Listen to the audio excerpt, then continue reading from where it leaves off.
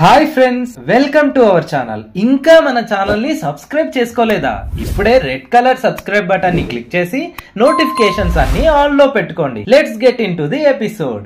సాధారణంగా ఏ సినిమాలోనైనా hero character బలంగా ఉంటుంది, విలన్ క్యారెక్టర్ సైతం అంతే బలంగా తీర్చిదిద్దితే ప్రేక్షకులు బ్రహ్మాండంగా ఆదరిస్తారు. జక్కన్న మూవీసే తీసుకోండి, ఆయన అన్ని సినిమాల్లో హీరో కెపాసిటీకి మించి విలన్ స్ట్రక్చర్ ని డిజైన్ చేస్తాడు.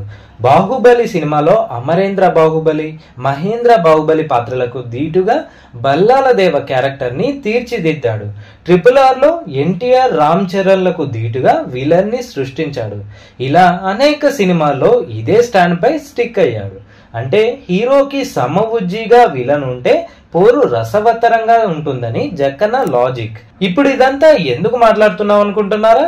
మెగాస్టార్ చిరంజీవి, త్రిష మరియు డైరెక్టర్ వశిష్ఠ కాంబోలో వస్తున్న విశ్వంబరకు సంబంధించి ఇంట్రెస్టింగ్ అప్డేట్ ఒకటి వచ్చింది.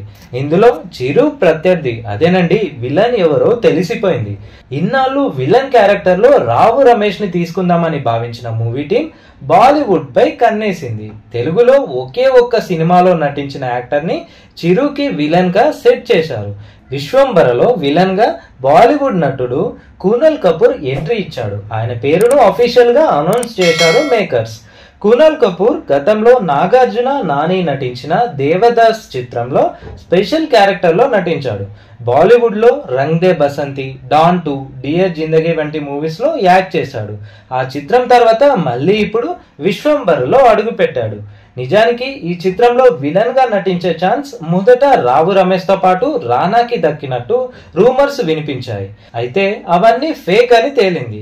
ఇక కూనల్ కపూర్ ఎంట్రీతో చిరుకి విలన్ సెట్ అయ్యాడు అన్నమాట. దీంతో సినిమాపై హ్యూజ్ ఎక్స్పెక్టేషన్స్ పెరిగాయి. ఇదివరకే కూనల్ పై కొన్ని కీ సీన్స్ తెరకెక్కించారట, ఇప్పుడు అధికారికంగా ప్రకటించారు. ఇంకో విషయం తెలుసా? బాలీవుడ్ బిగ్ బి అమితాబ్ బచ్చన్ కి కూనల్ కపూర్ బంధువే. అమితాబ్ బచ్చన్ బ్రదర్ కూతురు నైనా బచ్చన్ ని కూనల్ పెళ్లి చేసుకున్నాడు. విశ్వంబర కోసం బిగ్ బి బంధువే రంగంలోకి దిగాడంటే చిరు కూనల్ మధ్య యుద్ధం ఎంతటి మారణ హోమాన్ని సృష్టిస్తుందో మరి. ప్రెసెంట్ హైదరాబాద్ లో ఈ మూవీ షూటింగ్ జరుగుతోంది. 200 కోట్ల భారీ బడ్జెట్ తో మూవీని తీస్తున్నారు. జూలై చివరి నాటికి షూటింగ్ మొత్తం పూర్తవ్వాలన్నది టార్గెట్. విజువల్ ఎఫెక్ట్స్ కి ప్రాధాన్యం ఉన్న సినిమా కావడంతో పోస్ట్ ప్రొడక్షన్ కి చాలా టైం పట్టబోతోంది.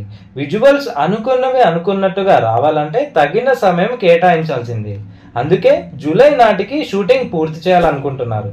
సంక్రాంతి కానుకగా జనవరి 10న ఈ చిత్రాన్ని విడుదల చేస్తారు. యూవీ క్రియేషన్స్ రూపొందిస్తున్న ఈ మూవీకి కీరవాణి సంగీతం అందిస్తున్నాడు. ఇదండి ఇవాల్టి వీడియో. ఈ వీడియో మీకు నచ్చినట్లయితే లైక్ చేసి షేర్ చేయండి.